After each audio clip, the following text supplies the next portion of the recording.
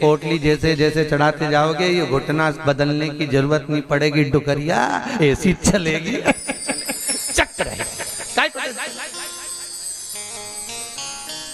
और क्या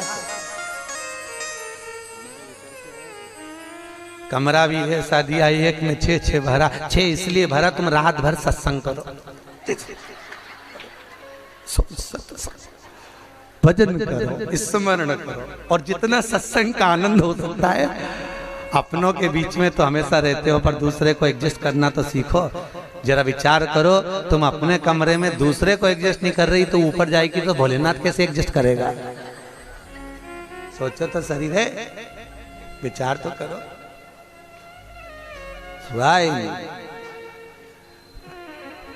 भगवान शिव की कथा है, 24,000 श्लोक शिव महापुराण में है, 12 संहिता, और एक एक संहिता भगवान शंकर को समर्पित है। भगवान शिव 6 सूत्र शिव महापुराण के हैं कि शंकर को पाने के 6 सूत्र बताएं। पहला, मस्तक पर तिलक लगा दो, त्रिपुंड लगा दो, नहीं लगा सकते तो गले में रुद्राक्ष की माला पहन लो। इतना भी नहीं कर सकते, तीसरे नंबर का सूत्र है कि भगवान शंकर का मंत्र जाप कर लो, नमः शिवाय, ओम नमः शिवाय। ये भी नहीं कर सकते तो मंदिर में शंकर जी को 1 लोटा पानी चढ़ा दो, चौथा सूत्र। 5वां सूत्र है, इतना भी नहीं कर सकते तो किसी शंकर के मंदिर के पास में से निकल कर चले जाओ तो शंकर के मंदिर का शिखर का दर्शन हो जाएगा। शिखर दर्शनम सर्व पाप नाशन, बस उतना भी बहुत है। ये 5। और 6ठे नंबर का सूत्र है, अगर इतना भी नहीं कर सकते तो पूरी जिंदगी में अगर 12 ज्योतिर्लिंग पर पहुंचकर शंकर की कथा को सुन लोगे तो फिर दूसरा जन्म नहीं होता। ये 6 सूत्र शंकर को पाने के हैं, भगवत भक्ति को पाने के हैं, भगवत रस तत्व को पाने के हैं। 6 सूत्र है, शंकर का अनुमोदन करें। ऐसी कौन सी भूमि है, ऐसी कौन सी जगह है जहां शंकर नहीं है? हर जगह, हर तत्व में, कण कण में, हर जगह पर वही तो समाया है। बस हमारे नेत्र परखैया नहीं है, इसलिए हम पहचान नहीं पाते। बहुत दुनिया के लोग बहुत कम पहचान कर पाते हैं। बस अंतर तब आता है एक घर के बुजुर्ग माता पिता को और एक परमात्मा को लोग अंतिम तक नहीं पहचान पाते। अंतिम तक बहुत कठिन। माता पिता सब कुछ दे देते हैं बच्चों को। एक सास अपनी बहू को जब पसंद करके आती है, जो सास कभी अपनी देवरानी जेठानी की एक अंगूठी नहीं दे वो हाफ सेट दे के जाती है। सोचो जरा, विचार करो। खुद कैसी भी साड़ी पहने पर बहू को एक से बढ़कर एक चढ़ावे में चढ़ा देती है, तैयार होने का डब्बा भी देती है, नंबर की चप्पल भी देती है, सब कुछ देती है। शादी नहीं होती उससे पहले ना जाने कितना सास बहू को दे आती है। कितना विश्वास सास का बहू पर होगा। और बहू जब पहली विदाई में घर से सास के यहाँ से जाती है तो अलमारी में ताला लगा के चाबी घर ले जाती है। सोचो, सास ने कितना विश्वास करा, सब कुछ दे दिया, और बहू ने ऐसा विश्वास करा कि चाबी तक बटोर के पहली विदाई में ले गई। पहली विदाई क्यों? क्योंकि नंदे आई है, डोकरी निकाल के ना दे दे कच्छो। विश्वास कहाँ, भरोसा कहाँ, पूर्ण तक कहाँ है? भगवान शंकर की कथा कर रही है। 6 सूत्र में से अगर एक सूत्र भी भगवान शंकर का आपकी जिंदगी में आ गया तो जीवन का आनंद देने वाला हो गया। ध्यान देना, कन्यादान जो तुमने करा है उसका पुण्य तुम्हारे मरने से पहले हो सकता है कि समाप्त हो जाए। अन्नदान जो तुमने करा है उसका पुण्य हो सकता है तुम्हारे मरने से पहले समाप्त हो जाए। क्योंकि कई लोग कहते हैं हमने कन्यादान करा, हमने वस्त्र दान करा, हमने मुद्रा दान करी, हमने स्वर्ण दान करा, हमने अन्न दान करा, हमने भागवत कराई, हमने रामायण करवाई, हमने गीता करवाई, हमने तीर्थ करे, हमने व्रत करे। ये सारे पुण्य तुम्हारे खाते में हैं। एक पलड़े में तुम्हारे पुण्य रखे हैं, पर एक पलड़े में जो पुण्य इकट्ठे करके रखे हैं तो पाप भी तो देखो कितना करो। पाप भी तो देखो, मालूम पड़े मुंह से किसी की निंदा कर दी, उसी पुण्य में से कम हो गया। हुआ कि नहीं हुआ? अरे बोलो तो सही, अब 200 रुपए लेके आई थी, अब 200 रुपए में से खर्चा करते जा रहे हो, तो होगा कि नहीं होगा खर्चा? थोड़ा गलत बोल दिया, पुण्य समाप्त तो हुआ। किसी को अपशब्द बोल दिए, पुण्य समाप्त हो गया। किसी के लिए गलत देख लिया, पुण्य समाप्त हो गया। किसी के लिए गलत सुन लिया, पुण्य समाप्त हो गया। हमने पुण्य तो बहुत कमाया, हमने ढेर पुण्य इकट्ठा करा। कन्यादान, वस्त्रदान, अन्नदान, मुद्रादान, स्वर्णदान, भागवत, रामायण, गीता, यज्ञ, अनुष्ठान, संत पूजा, गुरु पूजा, सब कुछ करी, पुण्य तो ढेर इकट्ठा करा। पर मरने से पहले ये सारा पुण्य तुम्हारा बोलने से, अपशब्द कहने से, ताना देने से, निंदा सुनने से, गलत देखने से समाप्त हो गया। पर शिव महापुराण की कथा कहती है सारे पुण्य तुम्हारे मरने से पहले भले समाप्त हो जाएंगे, पर शिव महापुराण की कथा यदि तुमने भूल से भी 5 मिनट की भी सुन ली तो वो जिंदगी भर अटल और अमर हो जाती है, वो कभी समाप्त नहीं होती। शिव महापुराण की पुण्य कभी समाप्त नहीं होता, शंकर का किया हुआ पुण्य कभी समाप्त नहीं होता।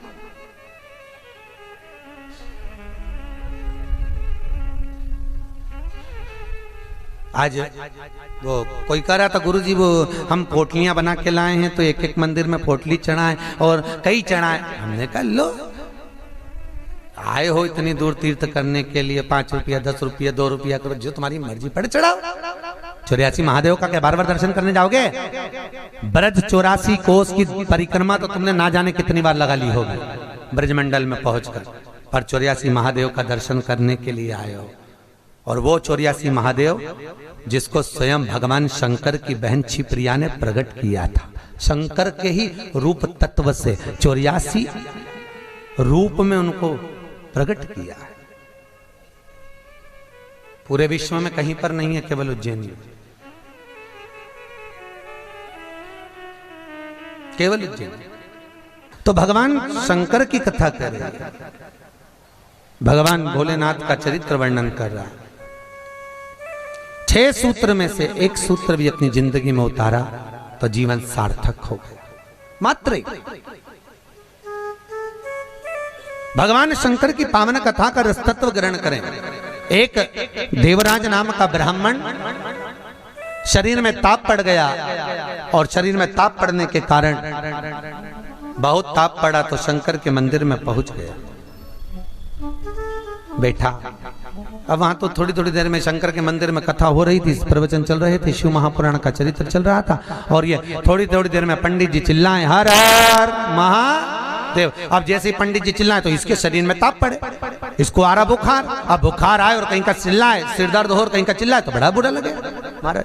अब इसको तो बड़ा अंदर से खटकाओ कि बताओ, मेरे तो शरीर में ताप पड़ रहा है, महाराज हर हर महादेव चिल्ला रहा, पर बोल सकता नहीं। ताप पढ़ते पढ़ते पढ़ते पढ़ते थोड़ी देर में ये यहाँ से चला शंकर के मंदिर से कथा श्रवण कर कर थोड़ी देर, भले ताप पड़ा, बुखार आया, सिर दर्द हुआ, सब कुछ हुआ, पर शंकर की कथा तो शरीर में पहुंच गई, इस आत्मा तक पहुंच गई। होता है जब घर से चले होगे तो सोचे पाँव दुख रहा है, बुखार आ रहा है, सर दर्द हो रहा, ये हो रहा, वो हो रहा, पर शंकर के धाम में पहुंच गए तो अब ये सोच लो कि तुम शंकर के हो गए, तुम शिव के। यहाँ बिठले सेवा समिति के कहने पर नहीं आए, यहाँ पाठक जी के कहने पर नहीं आए, यहाँ हमारे कहने पर नहीं आए, यहाँ तो हम भी बुलाते तो तुम नहीं आते, क्योंकि ये नगरी महाकाल की है। महाकाल का राजा है महाकाल, और महाकाल राजा का एक नियम है, यहाँ कोई राजा, कोई मंत्री, कोई बड़े से बड़ा राजपाट वाला इस नगरी में रात नहीं रुक सकता, यहाँ का नियम है। क्योंकि यहाँ एक ही राजा, कौन सा? महाकाल राजा, बस उसी का राज्य चलता। तो जब उसके घर में आए हो तो हम कौन बुलाने वाले? बोलो तो सही। उसने बुलाया, उसने ठहराया, उसने खिलाया, उसने घुमाया, 5 दिन घूमो फिरो, उसका दर्शन करो, आनंद करो, घरे जा। घर वाले पूछे कहाँ गई थी, तो कहना महाकाल के घर गई थी, उसने बुलाया था। रामकृष्ण परमहंस जी से एक ने कहा, रामकृष्ण परमहंस जी से बोले, अरे रामकृष्ण परमहंस जी, हमने सुना है कि माता जगतजननी जगदम्बा शारदा भवानी माँ देवी आपसे बात करने के लिए आती हैं, आपसे मिलने के लिए आती हैं। रामकृष्ण परमहंस जी ने कहा, तो रामकृष्ण परमहंस जी, अगर देवी जी तुमसे मिलने आती हैं, देवी जी तुमसे बात करने आती हैं, जगदम्बा तुमसे मिलने के लिए आती है, तो रामकृष्ण परमहंस जी एक काम करो ना, एक आध बार माता जी को हमारे घर भी भेज दो। हंसी उड़ाने वाले तो कुछ भी बोल देते हैं, एक आध बार माता जी को हमारे घर भेज दो। रामकृष्ण परमहंस जी ने कहा ठीक है, एड्रेस बता दो, देवी जी को तुम्हारे घर भेज देंगे। बोलो एड्रेस क्या है? उस व्यक्ति ने कहा फलाना गली में, फलाना मोहल्ले में, ये वाले मकान में, इस नंबर में, इस जगह पर मैं रहता हूं। रामकृष्ण परमहंस जी ने कहा, स्वामी विवेकानंद के गुरु रामकृष्ण परमहंस जी कहते हैं, जो एड्रेस आपने दिया ये तो आपके घर का है, ये आपके घर का एड्रेस है, आपका एड्रेस दीजिए, आप कहाँ रहते हैं। उसको लगा मैं दुकान पे रहता हूं, तो हो सकता दुकान का मंग रहा है, उन्होंने दुकान का एड्रेस दे दिया। रामकृष्ण परमहंस जी बोले ये तो दुकान का एड्रेस है, आप कहाँ रहते हो, आपका एड्रेस दो। तो रामकृष्ण परमहंस जी के शब्द सुने तो उस व्यक्ति ने कहा ये हमारा ही तो एड्रेस है। रामकृष्ण परमहंस जी बोले जिस घर का एड्रेस दिया वो तो घर का है, जिस दुकान का एड्रेस दिया वो तो दुकान का, कि दुकान यहाँ है वो वहां घर है, तू कहाँ रहता है, तेरा एड्रेस बता, तू रहता कहाँ है। रामकृष्ण परमहंस जी के शब्द सुने, उसने चरण पकड़ लिया और रामकृष्ण परमहंस से पूछा आप बताओ कि मेरा निवास कहाँ है। रामकृष्ण परमहंस जी कहते हैं इस शरीर का आखिरी निवास तो शमशान है, मनुष्य वहां निवास करने वाला है। बस ये आत्मा परमात्मा के चरणों में रहे और शरीर आखिरी में वहां पहुंच जाता है, आखिरी में। बड़े आश्चर्य में लोग बताते हैं हम वहां रहते हैं, तुम नहीं रहते, तुम्हारा घर रहता है, तुम चले जाओगे घर में ही रह जाएगा, अभी तुम्हारा एड्रेस है फिर तुम्हारे बेटे का हो जाएगा। अरे बोलो तो, फिर बेटा गया पोते का हो जाएगा, पौता गया पर पोते का हो जाएगा, वो तो घर का पता है, तुम्हारा एड्रेस क्या है, तुम किस पते पे रहते हो। अताना पता जबरदस्ती के लापता घूम रहा, काय का पता तुम्हारा, जबरदस्ती के छाती ठोक के मेरा घर मेरा घर मेरा घर। एक आध दिन यमराज आई गया, उठा के ले गया, सब धाड़ धाड़ रोएंगे। 2-3 महीने के बाद, 4-6 महीने के बाद बेटा नेम प्लेट निकाल के खुद की चिपका देगा, मेरा घर काय का घर तुम्हारा।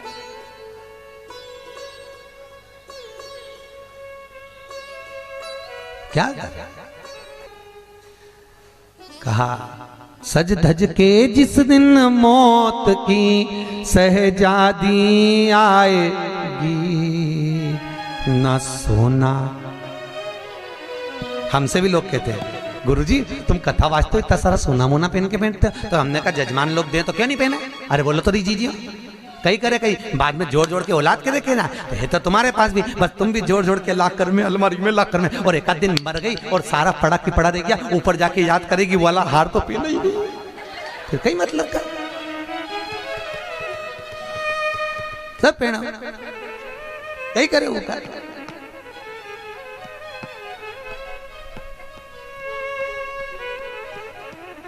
उसका करे क्या, जितनी साड़ी धरी है सब पहन लो जीजियों, बाद में किसी काम की नहीं, सब धरी ले जाए। ऊपर जाती जाती यमराज सेकेगी, नीली वाली तो पहनी नहीं थी, अभी पीको लगवाई थी, एक बार फिर से छोड़ दे वंश मोर, फिर से छोड़। भगवान भी यमराज भी कहेगा चल ऊपर चल, अब कहीं नहीं पहने, ले गया वही करे। खूब जोड़ा, आखिरी में यही छोड़ा, और फिर इतना बड़ा फोटो टंगा, उनमें प्लास्टिक के फूल की माला, और वो भी पंखा में माला यूं हिले, पंखा में माला हिले और डोकरी फोटो में स्माइल दे। वो डोकरी भी इसलिए स्माइल दे कि बेटी हम भी जोड़ जोड़ के मर गए, यही टंग गए, तुझे भी टंगना है, इसलिए डोकरी भी हंसे, यही टंगे से जोड़ो। कुछ नहीं खाया, खूब जोड़ा, खाना खाने की फुर्सत नहीं थी, साहब सवेरे 8 बजे से रात को 10 बजे तक दुकान नहीं छूटे, नहीं छूटे। एक एक ग्राहक के लिए बैठा दिया और आखिरी में सब छोड़ के घर के लोग अर्थी पे भी ले गए तो बांध के ले गए। सबको मालूम है मर गया, उसके बाद भी ना जाने क्यों बांध के ले जाते और खींच खींच के बांध, खींच और खींच और खींच।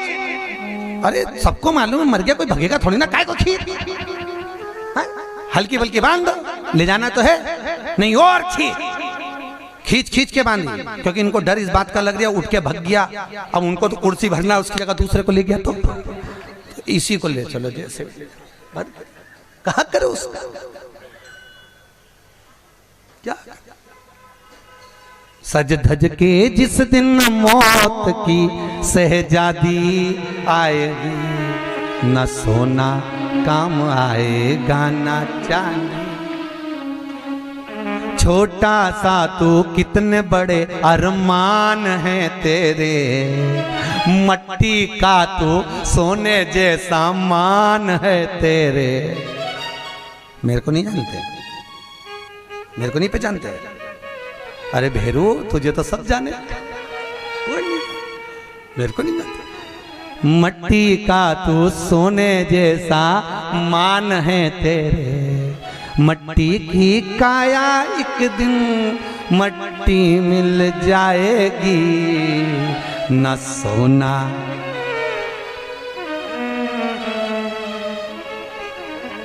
कहीं करोगा फिर।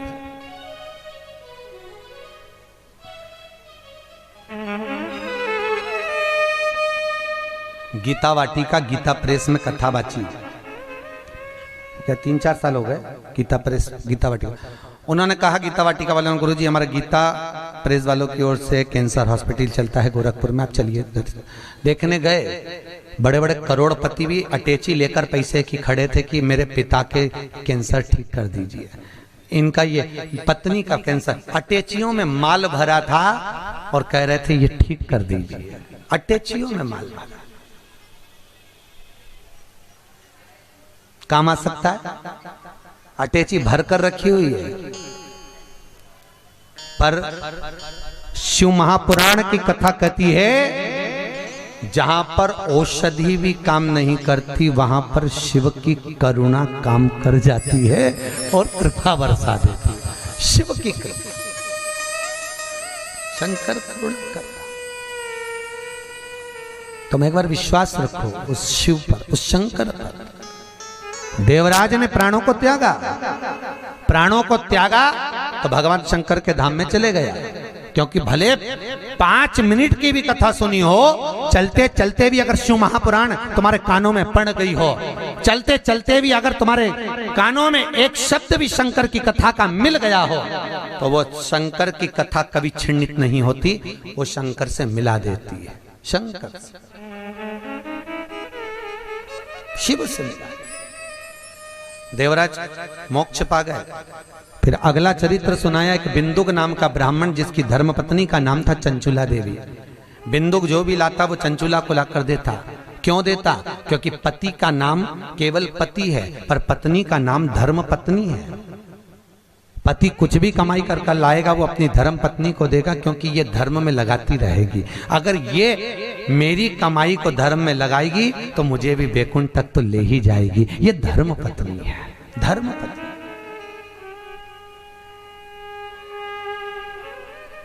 एक कथा के मुख्य यजमान गोपाल मंदिर वाले महाराज जी बने हैं, पंडित जी पाठक जी, परंतु इनके मन में कथा का आया ना आया वो बात की बात है, पर धर्म पत्नी हमारी भाभी जी, इनका मन में कथा सुनकर मन में भाव आ गया, गुरुजी एक कथा कराओ, बस ये कृपा।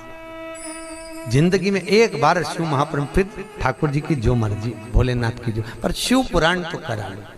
हजारों हजार भागवत, हजारों हजार राम कथा, हजारों हजार गीता का स्मरण करने पर भी जो पुण्य प्राप्त नहीं होता वो मात्र एक दिन की, मात्र 5 मिनट की शिव महापुराण श्रवण करने से प्राप्त हो जाता है। साहब शंकर की कथा का रसतत्व ग्रहण करने से प्राप्त हो जाता है, मात्र एक क्षण की,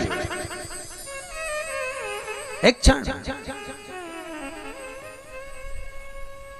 और बहुत किस्मत वाले हो साहब, आपके बच्चों ने, आपकी बहुओं ने, आपकी बेटियों ने, आपके परिवार वालों ने आपको जमा कर सूटकेस अटैची जमा कर भेजा है साहब। आपकी बहुओं को, आपके बेटों को, आपकी बेटियों को धन्यवाद दूंगा। उन्होंने कहा मम्मी जाओ, पापा जाओ, हम बोलते हैं, हम बुक कराते हैं। और मैं धन्यवाद दूंगा पाठक जी आपके भी बहन बेटियों को। उन्होंने कह दिया मम्मी तू कथा करवा, पापा आप लग रहो, अपन करते हैं व्यवस्था, सब आनंद होगा, कथा का मस्त होगा। ये जीवन का सुख है साहब। याद रखना, कोई एक बेकार काम करते हैं तो हमारे पितरों को लोग देखने तक नहीं जाते, पर घर का एक व्यक्ति भी अगर पुण्य का कार्य कर लेता है तो उसके पूर्वजों की पीठ स्वयं नारायण जाकर थपथपाते हैं कि तेरे वंश में कोई पैदा हुआ जिसने सत्कर्म करा, सत्कर्म किया।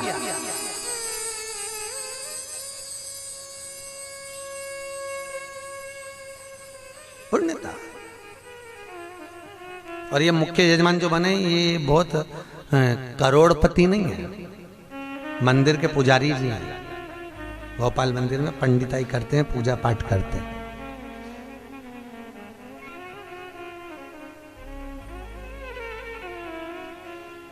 उसमें भी शायद मेरे हिसाब से, मेरी सोच से तो 3-4 हजार रुपये महीना कुछ मिलता होगा। उसके बाद भी मन देखिए कि नहीं, कथा रस तत्व हो महाराज, श्रवण करें, जीवन का सुख पाए। और ये इनके ऊपर जो कृपा हुई है ये पूर्वजों की हुई है कहीं, और आपके ऊपर जो कृपा है, आप जो यहाँ महाकाल की नगरी में बैठे तो तुम्हारा तो है, पर तुम्हारे भी पितरों की ना जाने कितने पूर्वजों का आशीर्वाद होगा। उन्होंने धक्का मारकर तुम्हें महाकाल की नगरी में भेज दिया। कहीं पूर्वजों की, कहीं पितरों का आशीर्वाद, कहीं आहूत और वासुकों का आशीर्वाद जो हमको परमात्मा की शरणागति तक लेकर जा रहा है, भगवान के चरणारविंद तक लेकर। बिंदु को जो लेकर आता वो चंचुला देवी को देता, चंचुला देवी उसको भोग में लगा लेती है, पर चंचुला कभी धर्म में नहीं लगाती। धर्म पत्नी का लक्षण है कि पति की कमाई का एक अंश निकाले और वो ले जाकर कहीं सत्कर्म में, कहीं धर्म में लगा दे। एक अंश निकाल कर वो धर्म में लगाए तो धर्म पत्नी है। पर आजकल की पत्नियां ऐसी हैं, निकालती तो है पति की कमाई का, पर सब डेंटिंग पेंटिंग में लगाया, वो धर्म में लगा ही नहीं पाती, धर्म में लगे ही नहीं। वो कितना ही प्रयास करें। कई माताओं की आदत रहती है हर बार सोचे सत्यनारायण की कथा कराऊंगी, सत्यनारायण की कथा कराऊंगी,